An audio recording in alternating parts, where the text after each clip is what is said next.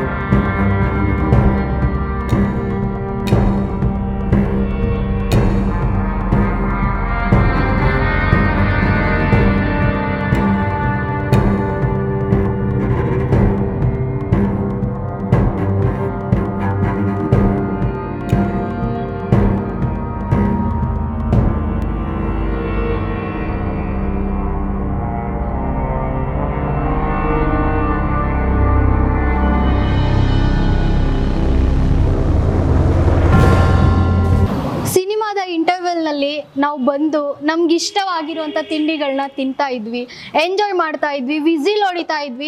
ನಮ್ಮ favourite actor, hero ಆಗಲಿ heroine ಆಗಲಿ ಬಂದಾಗ ಅದು ಸಿಗ್ತಾ ಇದ್ದಂಥ ಮಜಾನೇ ಬೇರೆ. ಇದೆಲ್ಲ ಎಲ್ಲಿ OTTನಲ್ಲಿ ಸಿಗುತ್ತೆ?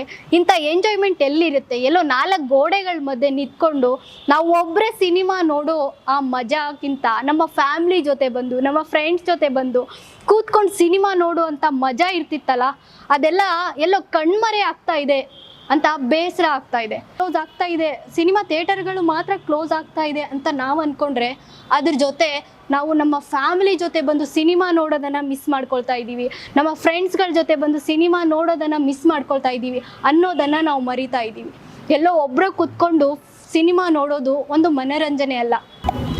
ನಿರ್ಮಾಪಕರಾದಂಥ ಮುನಿರತ್ನ ಸರ್ ಇವಾಗ ನಮ್ಮ ಜೊತೆ ಇದ್ದಾರೆ. ಬನ್ನಿ, ಸದ್ಯದ ಪರಿಸ್ಥಿತಿ ಬಗ್ಗೆ ಅವ್ರ ಹತ್ರ ಮಾತಾಡ್ಸೋಣ. ಸರ್, ನಿಮ್ದೆಷ್ಟೋ ಸಿನಿಮಾಗಳು ಈ ಥಿಯೇಟರಲ್ಲಿ ರಿಲೀಸ್ ಆಗಿದೆ, ಹಲವಾರು ಸರಿ ನೀವು ಬಂದು ಹೋಗಿದ್ದೀರಾ. ಈಗಿನ ಪರಿಸ್ಥಿತಿ ಈ ಥರ ಇದೆ, ಇದ್ರ ಬಗ್ಗೆ ಕಾವೇರಿ ಥಿಯೇಟರ್ ನೋಡಿ ಭಾಳ ದುಃಖನೂ ಆಗ್ತಾ ಇದೆ. ಇದೇ ಥಿಯೇಟರ್ ಒಳಗಡೆ ಗಾಂಧಿ ಕ್ಲಾಸಲ್ಲಿ ಕುಂತ್ಕೊಂಡು ಸಿನಿಮಾನೂ ನೋಡಿದ್ದೀನಿ, ನಾನೊಬ್ಬ ನಿರ್ಮಾಪಕನಾಗಿ ನನ್ನ ಸಿನಿಮಾಗಳು ಇಲ್ಲಿ ರಿಲೀಸ್ ಮಾಡಿದ್ದೀನಿ. ಇವತ್ತು ನಮ್ಮ ಕಣ್ಣೆದುರುಗಡೆನೇ ಕಾವೇರಿ ಇಲ್ಲದೆ ಆಗ್ತಾಯಿದೆ, ಸಿಂಗಲ್ ಸ್ಕ್ರೀನು. ಭಾಳ ಬೇಸರನೂ ಇದೆ. ಬೆಂಗಳೂರು ನಗರ ಬೆಳೀತಾ ಇದೆ, OTT ಪ್ಲ್ಯಾಟ್ಫಾರ್ಮ್ ಹೆಚ್ಚಾಗಿದೆ, ಪರಭಾಷಾ ಚಿತ್ರಗಳು ಡಬ್ಬಿಂಗ್ ಸಿನಿಮಾಗಳು ಹೆಚ್ಚಾಗಿದೆ. ಇನ್ನು ಮುಂದಕ್ಕೆ ಸಿಂಗಲ್ ಸ್ಕ್ರೀನ್ ನಡೆಸೋದು ಕಷ್ಟ ಇದೆ. ಹಾಗಾಗಿ ಅವ್ರ ಕುಟುಂಬಸ್ಥರು ತೊಗೊಂಡಿರೋ ತೀರ್ಮಾನ ಸೂಕ್ತ ಅಂತ ನನಗೆ ಅನ್ಸುತ್ತೆ.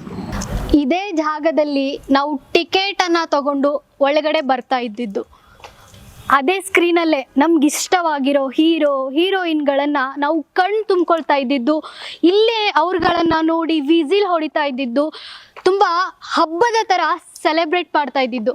ಈಗ ನೋಡಿ ಎಂಥ ಪರಿಸ್ಥಿತಿಯಲ್ಲಿದೆ.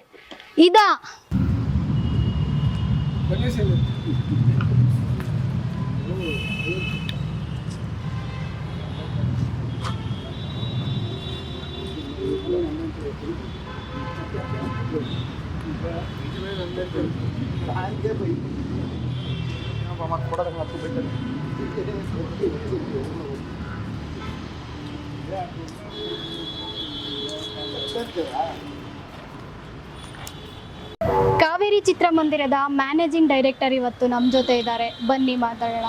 ಸರ್, ಎಷ್ಟೋ ಜನಗಳ ಅಭಿಮಾನಿಗಳ ಆರ್ಭಟನ ನೋಡಿದ್ದೀರಾ, ದೊಡ್ಡ ದೊಡ್ಡ ಸೆಲೆಬ್ರಿಟಿಗಳ ಸಿನಿಮಾ ನೋಡಿದ್ದೀರಾ. ಯಾವಾಗಲೂ ಅಭಿಮಾನಿಗಳಿಂದ ತುಂಬಿಕೊಂಡಿರುವಂಥ ಥಿಯೇಟರು ಈಗ ಈ ಪರಿಸ್ಥಿತಿಲಿದೆ. ಇದಕ್ಕೆ ಕಾರಣ ಏನು ಸರ್? ಕಾರಣ ಅಂದರೆ ಟೆಕ್ನಾಲಜಿ, ಲೇಟೆಸ್ಟ್ ಟೆಕ್ನಾಲಜಿಯಲ್ಲಿ OTT, ನೆಟ್ಫ್ಲಿಕ್ಸ್ ಎಲ್ಲದರಲ್ಲೂ ಪಿಕ್ಚರ್ಗಳಿಗೆ ಬಂದುಬಿಟ್ವು. ಈ ಕಲೆಕ್ಷನ್ ಇಲ್ದಂಗೆ ಆಯಿತು, ಅದಕ್ಕೆ ಈ ಕಾರಣ ಆಯಿತು, ಹಿಂಗಾಯಿತು. ಇಲ್ಲಿ ನಿಮ್ದು ಎಷ್ಟೊಂದು ನೆನಪುಗಳಿರುತ್ತೆ. ಇಲ್ಲಿ ಅಣ್ಣೋರು ಸಿನಿಮಾಯಿಂದ ಹಿಡಿದು ಇವಾಗ ಸದ್ಯದ ರಿಲೀಸ್ ಆದಂಥ ಕಾಟೇರ ಸಿನಿಮಾವರೆಗೂ ಇಲ್ಲಿ ಆಟಗಳು ನಡೆದಿದೆ. ಈಗ ತನ್ನ ಆಟನ ನಿಲ್ಲಿಸಿದೆ. ಇದು ಬೇಸರದ ವಿಷಯ. ಹಾಗೆ ನೀವು ತುಂಬಾ ಒಡನಾಟ ಇದ್ದವರು, ತುಂಬಾ ಕ್ಲೋಸ್ ಆಗಿದ್ದವರು ಈ ಥಿಯೇಟರ್ಗೆ. ಈಗ ಇದು ಆಟನ ನಿಲ್ಲಿಸಿರೋದು ನಿಮ್ಗೆ ಎಷ್ಟು ಬೇಜಾರಿನ ವಿಷಯ? ಹೌದು, ಬೇಸರ ಆಗಿದೆ. ಆದರೆ ಬೇಸರ ಕಟ್ಕೊಂಡು ನಮ್ಗೆ ಹೊಟ್ಟೆ ತುಂಬಲ್ಲ. ಇದಕ್ಕೆಲ್ಲ ಏನ್ ಕಾರಣ ಅಂತಂದ್ರೆ ಇದರಲ್ಲಿ ಕಲೆಕ್ಷನ್ ಆಗದೆ ಇದ್ದು ಸಂಬಳ ಕೊಡಬೇಕು, ತಿಂಗಳಾದ್ರೂ ಸಂಬಳ ಕೊಡಬೇಕು, ಮತ್ತು ಕರೆಂಟ್ ಚಾರ್ಜ್ ಕಟ್ಟಬೇಕು, PF ESI ಎಲ್ಲ ಕೊಡಬೇಕು, ವರ್ಕರ್ಸ್ ಪೇಮೆಂಟ್ ಕೊಡಬೇಕು. ತಿಂಗಳಿಗೆ ಸುಮಾರು ಒಂದು 10 ಲಕ್ಷ ರೂಪಾಯಿ ಖರ್ಚು ಬರುತ್ತೆ. ಅದರಿಂದ ಲಾಸ್ ಆಗ್ತಾ ಇದೆ. ಕಲೆಕ್ಷನ್ ಆಗಲ್ಲ, ಅದರಿಂದ ಲಾಸ್ ಆಗ್ತಾ ಇದೆ. ನಾವು ನಾವು ಕೊಡಲೇಬೇಕು. ಫಿಕ್ಸ್ಡ್ ಎಕ್ಸ್ಪೆಂಡಿಚರ್ ಇದ್ದೇ ಇರುತ್ತೆ, ಅದನ್ನು ಖರ್ಚು ಮಾಡಲೇಬೇಕು. ಅದರಿಂದಾಗಿ ಮಾಡಬೇಕು. ಹಾಗಾಗಿ ಸಂಪಾದನೆ ಇಲ್ಲದೆ ಇದ್ದಾಗ ಕೈಯಿಂದ ಎಷ್ಟು ದಿವಸ ಅಂತ ಆಗ್ತದೆ. ತುಂಬಾ ಜನಗಳಿಂದ ತುಂಬಿಕೊಂಡಂತ ಸಿನಿಮಾ, ಅಭಿಮಾನಿಗಳು ಕಿತ್ಕೊಂಡು ಬಂದು ನೋಡಿದಂತ ಸಿನಿಮಾ ಯಾವ್ದಾಗಿತ್ತು ಸರ್ ಇತ್ತೀಚಿನ ದಿನಗಳಲ್ಲಿ? ದಿಲ್ವಾಲೆ ದುಲ್ಹನಿಯಾ ಲೇ ಜಾಯೆಂಗೆ, ಶಂಕರಾಭರಣಮು, ಮತ್ತು ಭಾಳ ಪಿಕ್ಚರ್ಗಳು ಚೆನ್ನಾಗಿ ತುಂಬಿಕೊಂಡು ನಡೆದಿದೆ, ಚೆನ್ನಾಗಿ ತುಂಬಿಕೊಂಡು ನಡೆದಿದೆ, ಇಲ್ಲ ಅಂತಲ್ಲ. ಆ ಕಾಲಕ್ಕೆಲ್ಲ ಆಗಿದೆ. ಇವಾಗ ನಮ್ಮ ಕೈಲಿ ಆಗಲ್ಲ, ನಡ್ಸೋಕ್ಕೂ ಆಗ್ತಾ ಇಲ್ಲ, ಅಷ್ಟು ಕಲೆಕ್ಷನ್ ಇಲ್ಲದೆ. ಕೆಲವು ತಿಂಗಳ ಹಿಂದೆ ಕನ್ನಡ ಸಿನಿಮಾಗಳು ಇಲ್ಲಿ ಪ್ರದರ್ಶನ ಆಗೋದು ನಿಲ್ಸಿತ್ತು ಅಂತ ಮಾತಾಗಿತ್ತು. ಇಲ್ಲಿ ಬೇರೆ ಭಾಷೆಗಳ ಸಿನಿಮಾಗಳೇ ಜಾಸ್ತಿ ಇಲ್ಲಿ ಬರ್ತಾ ಇತ್ತು ಅಂತ. ಇಲ್ಲ, ಎಲ್ಲ ಭಾಷೆಗಳು ನಡೀತಾ ಇತ್ತು, ಎಲ್ಲ ಭಾಷೆನೂ ನಡೀತಾ ಇತ್ತು. ಕನ್ನಡ ಪಿಕ್ಚರ್ ರನ್ ಮಾಡ್ಲಿಕ್ಕೆ ಕಾರಣ, ಮಾಡದೇ ಇರೋದಕ್ಕೆ ಕಾರಣ ಅಂತಂದ್ರೆ ಅವರು ಬಾಡಿಗೆ ಕೊಡೋಕ್ಕೂ ಹೆಸಿಟೇಟ್ ಮಾಡ್ತಾ ಇದ್ರು. ಮತ್ತೆ ಒಳ್ಳೆ ಪಿಕ್ಚರ್ಗಳು ಬರ್ತಾ ಇರಲಿಲ್ಲ, ಯಾವುದು ಚೆನ್ನಾಗಿ ಬರ್ತಾ ಇರಲಿಲ್ಲ. ಹಾಗಾಗಿ ಬಾಡಿಗೆ ಕೊಡೋದಕ್ಕೂ ನಮಗೆ ಸತಾಯಿಸ್ತಾ ಇದ್ರು. ಸರಿಯಾದ ಬಾಡಿಗೆನೂ ಕೊಡ್ತಾ ಇರಲಿಲ್ಲ, ನಾನು ಮೇಂಟೆನೆನ್ಸ್ ಮಾಡೋಕ್ಕೂ ಆಗ್ತಾ ಇರಲಿಲ್ಲ. ಹಾಗಾಗಿ ಕನ್ನಡ ಪಿಕ್ಚರ್ಗಳು ಕಡಿಮೆ ಆಗಿ ಬೇರೆ ಭಾಷೆ ಪಿಕ್ಚರ್ಗಳು ಬರ್ತಾಯಿತ್ತು, ಚೆನ್ನಾಗಿ ಕಲೆಕ್ಷನ್ ಆಗ್ತಾಯಿತ್ತು, ಅದಕ್ಕೆ ಕೊಡ್ತಾಯಿದ್ವಿ. ಆ ಟೈಮ್ ಆಗಿತ್ತು. ಈಗ ಟೈಮ್ ಬದಲಾಗಿದೆ, ಕಾಲ ಬದಲಾಗಿದೆ. ಜನಗಳಿಗೆ ಲೇಟೆಸ್ಟಾಗಿ OTT, ನೆಟ್ಫ್ಲಿಕ್ಸು ಮತ್ತು ಇನ್ನು ಯಾವುದ್ಯಾವುದೋ ಬಂದಿದೆ, ಅದರಲ್ಲಿ ನೋಡ್ತಾರೆ. ಥಿಯೇಟ್ರಿಗೆ ಬಂದು ನೋಡೋರಿಲ್ಲ. ಈಗ ಮನೆಯಲ್ಲೇ ಎಲ್ಲ ನೋಡಿಬಿಡ್ತಾರೆ. ಅದರಿಂದಾಗಿ ನಮಗೆ ಇಲ್ಲಿ ಕಲೆಕ್ಷನ್ ಇರೋದಿಲ್ಲ, ನಮ್ಗೆ ಲಾಸ್ ಆಗ್ತದೆ. ನಾವು ನೋಡ್ಸೋಕ್ಕೂ ಆಗ್ತಾ ಇಲ್ಲ. ಅದು ಒಂದು ಸಿಟಿನಲ್ಲಿ ಟ್ರಾಫಿಕ್ ಜಾಸ್ತಿ. ಮನೆಯಿಂದ ಕಾವೇರಿ ಥಿಯೇಟ್ರಿಗೆ ಹೋಗ್ಬೇಕು ಅಂದರೆ ಮೊದಲು ಭಾಳ ಸಲೀಸಾಗಿ ಬಂದ್ಬಿಡೋರು. ಈಗ ಇಲ್ಲಿ ಬರೋದೇ ಒಂದು ಪ್ರಯಾಸ ಆಗುತ್ತೆ. ಇಲ್ಲಿಂದ ಪಿಕ್ಚರ್ ನೋಡ್ಕೊಂಡು ಮನೆಗೆ ಹೋಗ್ಬೇಕಾದ್ರೆ ಒಂದು ಪ್ರಯಾಸ. ಹಾಗಾಗಿ ಆದಷ್ಟು ಮಲ್ಟಿಪ್ಲೆಕ್ಸ್ ಬಂದಾಗ ನಮ್ಗೆ ಭಾಳ ಸ್ವಲ್ಪ ಎಫೆಕ್ಟ್ ಆಯಿತು. ಮಲ್ಟಿಪ್ಲೆಕ್ಸ್ ಆ ಸಿಸ್ಟಮ್ ಬಂದಾಗ ಇವಾಗ ಅದಕ್ಕೂ ಎಫೆಕ್ಟ್ ಆಗಿದೆ. OTT ಪ್ಲಾಟ್ಫಾರ್ಮ್ ಬಂದು OTT ಪ್ಲಾಟ್ಫಾರ್ಮಲ್ಲಿ ಭಾಳ ಈಸಿಯಾಗಿ ಮನೆಯಲ್ಲೇ ಕುತ್ಕೊಂಡು ಸಿನಿಮಾ ನೋಡ್ತಾರೆ. ಎರಡನೇದಾಗಿ ಅಂಥ ಒಳ್ಳೆ ಸಿನಿಮಾ, ಕ್ವಾಲಿಟಿ ಸಿನಿಮಾ ತೆಗೆಯೋಂಥವ್ರು ಕಡಿಮೆ ಆಗಿದ್ದಾರೆ. ಪಿಕ್ಚರ್ ತೆಗಿಯೋಂಥ ಪ್ರೊಡ್ಯೂಸರ್ಸ್ ಬಹಳ ಕಡಿಮೆ. ಇವರ ಮ್ಯಾನೇಜಿಂಗ್ ಡೈರೆಕ್ಟರ್ ಇವರೇ ಫ್ಯಾಮಿಲಿ ಕರ್ಕೊಂಡು ಮಲ್ಟಿಪ್ಲೆಕ್ಸ್ಗೆ ಹೋಗ್ತಾರೆ. ಏನು ಮಾಡಲಿಕ್ಕೆ ಇಲ್ಲಿ ಇವಾಗ ಇದಕ್ಕೊಂದು ಪಿಕ್ಚರ್ ಹಾಕಿದ್ರು ಇಲ್ಲಿಗೆ ಬರಲ್ಲ, ಮಲ್ಟಿಪ್ಲೆಕ್ಸ್ ಹೋಗ್ತಾರೆ. ಏನು ಅದ್ರಲ್ಲಿ ಅಲ್ಲ, ಅವಾಗ ಅದರಲ್ಲಿರೋ ಸೌಲಭ್ಯ ಇದರಲ್ಲಿ ಇರಲಿಲ್ಲ.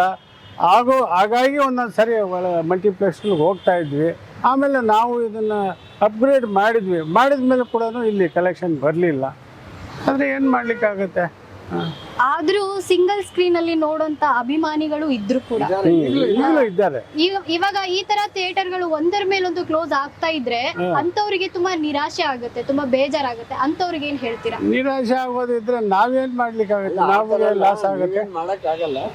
ಬೇರೆ ಔಟ್ಸ್ಕರ್ಟ್ಸ್ ಅಲ್ಲಿ ಕಟ್ಬೋದು. ಈಗ ಬೆಂಗಳೂರು ಸಿಟಿ ಔಟ್ಸ್ಕರ್ಟ್ಸ್ ಅಲ್ಲಿ ಕಟ್ಟಿದ್ರೆ ಸ್ವಲ್ಪ ಇಲ್ಲಿಂದ ಅಂತ ಆಸೆ ಇರೋರು ಇಲ್ಲಿಂದ ಅಲ್ಲಿವರೆಗೂ ಕಾರಲ್ಲಿ ಹೋಗಿ ನೋಡ್ಕೊಂಡು ಬರ್ಬೋದು. ಆ ಥರ ಮಾಡ್ಬೋದು. ಸಿಟಿ ಒಳಗಡೆ ಬಹಳ ಕಂಜೆಷನ್ ಇದೆ, ಟ್ರಾಫಿಕ್ ಕಂಜೆಷನ್ ಇದೆ, ಪಾಪ್ಯುಲೇಷನ್ ಜಾಸ್ತಿ ಆಯಿತು. ಹಾಗಾಗಿ ಈ ಟ್ರಾಫಿಕಲ್ಲಿ ಬರೋದೇ ಒಂದು ದೊಡ್ಡ ಸರ್ಕಸ್ ಆಡ್ದಂಗೆ ಆಗುತ್ತೆ. ಹಾಗಾಗಿ ಆದಷ್ಟು ಹತ್ರ ಇರೋದು ನೋಡ್ತಾರೆ ಜನ. ಈ ಕಾವೇರಿ ಚಿತ್ರಮಂದಿರ ಕಂಪ್ಲೀಟ್ ಡೆಮಾಲಿಷ್ ಆದ್ಮೇಲೆ ನೆಕ್ಸ್ಟ್ ಇಲ್ಲಿ ಯಾವ ತರದ ಕಾಂಪ್ಲೆಕ್ಸ್ಗಳು ಏನು ನೋಡಬಹುದು ನಾವು? ಇದು ಕಮರ್ಷಿಯಲ್ ಕಾಂಪ್ಲೆಕ್ಸ್ ಬರುತ್ತೆ, ಒಂದು 24 ಫ್ಲೋರ್ ಬರುತ್ತೆ. ಅದು ಇನ್ನು ಆಫೀಸ್ ಅಕಾಮಿಡೇಷನ್ಸ್, ಆಫೀಸ್ MNC ಕಂಪನಿಗಳು, ಲೋಕಲ್ ಒಳ್ಳೆ ಇದು ಕಾರ್ಪೊರೇಟ್ ಕಂಪನಿಗಳಿಗೆ ಆಫೀಸ್ ಅಕಾಮಿಡೇಷನ್ ಮಾಡ್ಕೊತಾ ಇದ್ದೀವಿ. That is commercial complex. ಈಗ ಈ ತರ ಕಾವೇರಿ ಚಿತ್ರಮಂದಿರ ಹೋಗ್ತಾ ಇದೆ ಕೈ ತಪ್ಪಿ ಅಂತ ಅಂದಾಗ ಇಂಡಸ್ಟ್ರಿನವರು ಕಾಲ್ ಮಾಡಿ ವಿಚಾರಿಸಿದ್ರ? ಯಾರು ಇದುವರೆಗೂ ಯಾರೇನು ವಿಚಾರಿಸಿಲ್ಲ. ಅದು ಬಿಲ್ಡಿಂಗ್ ಎಲ್ಲ ಬಂದ ಮೇಲೆ ಒಬ್ಬೊಬ್ಬರಾಗಿ ವಿಚಾರಿಸ್ತಾರೆ. ಯಾರು ಥಿಯೇಟರ್ ಹೋಯ್ತಲ್ಲ ಅಂತ ಇಲ್ಲ ಯಾರು ಮಾಡಿಲ್ಲ. ಇನ್ನ ಬಾಂಬೆಯಿಂದ ಮಾಡಿದ್ದಾರೆ, ಚೆನ್ನೈಯಿಂದ ಮಾಡಿದ್ದಾರೆ. ನಮ್ಮ ಬೇರೆ language ಇಲ್ಲ ಕನ್ನಡದಲ್ಲಿ ಯಾರು ಇಲ್ಲ, ಅಂಥವ್ರು ಇಲ್ಲ. ಮಹಾನ್ ಭಾವರು ಯಾರಿದ್ದಾರೆ ನೋಡಿ ಕನ್ನಡದಲ್ಲಿ, ನೋಡ್ಬೇಕಷ್ಟೇ. ಇನ್ನು ಮುಂದೆ ಯಾವಾಗಲಾದ್ರೂ ಬರ್ಬೋದು. ಅಂದರೆ ಈ ಥಿಯೇಟ್ರಿಗೆಲ್ಲ ಥಿಯೇಟ್ರ್ ಇರೋದೇ ಇಲ್ವಲ್ಲ, ಬೇರೆ ಥಿಯೇಟ್ರಿಗೆ ಏನಾದರೂ ಹೋಗ್ಬೋದು ಕನ್ನಡ ಅಭಿಮಾನಿಗಳು. ಏನೇ ಆದ್ರೂ ಆ ಸಿಂಗಲ್ ಸ್ಕ್ರೀನ್ ಅಲ್ಲಿ ಸಿಗ್ತಾ ಇದ್ದಂತ ಮಜಾ, ಆ ಹೀರೋಗಳು ಕಟ್ಔಟ್ ಅಲ್ಲಿ ಹಾಲಾಭಿಷೇಕ ಆಗಿರ್ಬೋದು, ಆ ಜಂಗುಳಿ ಆಗಿರ್ಬೋದು, ಅದೆಲ್ಲ ಇಲ್ಲೆಲ್ಲ ಕಣ್ಮರೆ ಆಗ್ತಾ ಇದೆ ಇವಾಗ. ಇದು ತುಂಬಾ ಬೇಸರದ ವಿಷಯ ಆದ್ರೂ ಕೂಡ ಸತ್ಯ. OTT ಬಂದ ಮೇಲೆ ಜನ ಆಚೆ ಬಂದು ಸಿನಿಮಾ ನೋಡೋದು ತುಂಬಾ ಕಡಿಮೆ ಆದಾಗ ಲಾಸ್ ಅಂತೂ ಖಂಡಿತ ಆಗುತ್ತೆ. ಆವಾಗ ನೀವು ಮುಂದಿನ ಕ್ರಮ ಏನ್ ಮಾಡ್ಬೇಕು, ನೆಕ್ಸ್ಟ್ ಏನ್ ಮಾಡ್ಬೇಕು ಅನ್ನೋದು ಅದು ನಿಮ್ಮ ಮೇಲೆ ಬಿಟ್ಟಿದ್ದು. ಇಲ್ಲಿ ನೋಡಿ, ತಮ್ಮ ನೆಚ್ಚಿನ ನಟರ ಸಿನಿಮಾ ನೋಡೋದಕ್ಕೆ ಟಿಕೆಟ್ ತಗೊಳ್ಳೋದಕ್ಕೆ ನುಗ್ಗಲಲ್ಲಿ ಬಂದು ಲೈನ್ ಆಗಿ ನಿಂತ್ಕೊಂಡು ಟಿಕೆಟ್ ಅನ್ನ ತಗೊಳ್ತಾ ಇದ್ದಂತ ಪರಿಸ್ಥಿತಿ ಹೇಗಿದೆ? ಎಲ್ಲವೂ ಖಾಲಿ, ಎಲ್ಲವೂ ಬಿದ್ದು ಹೋಗ್ತಾ ಇದೆ. ಇದೆಲ್ಲ ಕಣ್ಮರೆ ಆಗ್ತಾ ಇರೋದ್ರಿಂದ ಎಲ್ಲವೂ ಕಳ್ಕೊಳ್ತಾ ಇದೀವೇನೋ ಅಂತ ಅನಿಸ್ತಾ ಇದೆ. ಇಲ್ಲಿ ನೋಡಿ, ಈ ಸ್ಟೇಜಲ್ಲಿ ನಾವು ನಮ್ಮ ಇಷ್ಟವಾದ ನಟರು ಬಂದಾಗ ನಾವೆಲ್ಲರೂ ಬಂದು ಕುಣಿದಿದ್ದೀವಿ, ಅವ್ರ ಮೇಲಿರೋ ಅಭಿಮಾನವನ್ನ ವ್ಯಕ್ತಪಡಿಸಿದ್ದೀವಿ. ಆದರೆ ಈಗ ಆ ಸ್ಕ್ರೀನಲ್ಲಿ ಕಾಣಿಸ್ಕೊಂಡಂಥ ನಟರು ಇದ್ರೂ ಕೂಡ ಅವರನ್ನ ತೋರಿಸಿದಂಥ ಸ್ಕ್ರೀನೇ ಇಲ್ಲ. ಅದಷ್ಟೇ ಅಲ್ಲ, ನೋಡಿ ಇಲ್ಲಿ ರೀಲ್ಸ್ಗಳು ಯಾವ ರೀತಿಲಿ ಬಿದ್ದಿದೆ. ಇದನ್ನೆಲ್ಲ ನೋಡ್ತಾ ಇದ್ರೆ ಹೊಟ್ಟೆ ಉರಿದೋಗುತ್ತೆ, ಬೇಸರ ಆಗುತ್ತೆ. ಇಂಥ ಸ್ಥಿತಿಯಲ್ಲಿ, ಈ ಸ್ಥಿತಿಗೆ ನಿಜವಾದ ಕಾರಣ ನಾವುಗಳೇ. ಸದ್ಯದ ಈ ಪರಿಸ್ಥಿತಿಗೆ ನಾವುಗಳೇ ಕಾರಣ. ನಾವು ಯಾವಾಗ ನಮ್ಮ ಫ್ಯಾಮಿಲಿ ಜೊತೆ, ನಮ್ಮ ಫ್ರೆಂಡ್ಸ್ಗಳ ಜೊತೆ ಚಿತ್ರಮಂದಿರಕ್ಕೆ ಬಂದು ಸಿನಿಮಾನ ನೋಡೋದು ನಿಲ್ಲಿಸಿದ್ವೋ ಆಗ ನಮ್ಮ ಇಂಡಸ್ಟ್ರಿ ಲಾಸ್ನಲ್ಲಿ ಹೋಗ್ತಾ ಇದೆ. ಪ್ರೊಡ್ಯೂಸರು ಕಷ್ಟಪಟ್ಟು ದುಡ್ಡನ್ನು ಹಾಕ್ತಾರೆ, ಹೀರೋಗಳು ತಮ್ಮ ಅಭಿಮಾನಿಗಳನ್ನು ರಂಜಿಸೋಕ್ಕೆ ಕಷ್ಟಪಟ್ಟು ಮೈಯನ್ನು ದಂಡಿಸಿ ಸಿನಿಮಾನ ಮಾಡ್ತಾರೆ. ಡೈರೆಕ್ಟರ್ಗಳು ನಿದ್ರೆ ಇಲ್ಲದೆ ಕತೆನ ಬರೆದು ಸ್ಟೋರಿನ ರೆಡಿ ಮಾಡ್ತಾರೆ. ಇದೆಲ್ಲನೂ ರೆಡಿ ಮಾಡಿ ಒಬ್ಬ ಅಭಿಮಾನಿಗಳ ಮುಂದೆ ಇಟ್ಟಾಗ ಅದನ್ನು ನಾವು ನಿರಾಕರಿಸಿ ಬಂದು ನೋಡದೇ ಇದ್ದಾಗ ಎಲ್ಲಿ ಹೋಗಬೇಕು ನಮ್ಮ ಇಂಡಸ್ಟ್ರಿ? ಏನಾಗಬೇಕು? ಹಾಗಾಗಿ ಈ ಪರಿಸ್ಥಿತಿಗೆ ನಾವುಗಳೇ ಕಾರಣ. ನಾವು ಇನ್ನೂ ಹೀಗೆ ಇದ್ದರೆ ಎಲ್ಲೋ ಬೆರಳೆಣಿಕದಷ್ಟು ಇರೋಂಥ ಸಿನಿಮಾ ಥಿಯೇಟರ್ಗಳನ್ನು ನಾವು ಕಳ್ಕೊಳ್ಳೋದಂತೂ ನಿಜ. SS TV ಸಿನಿಮಾ ಜಗತ್ತಿನ ಕ್ಷಣ ಕ್ಷಣದ ಸುದ್ದಿಯೊಂದಿಗೆ.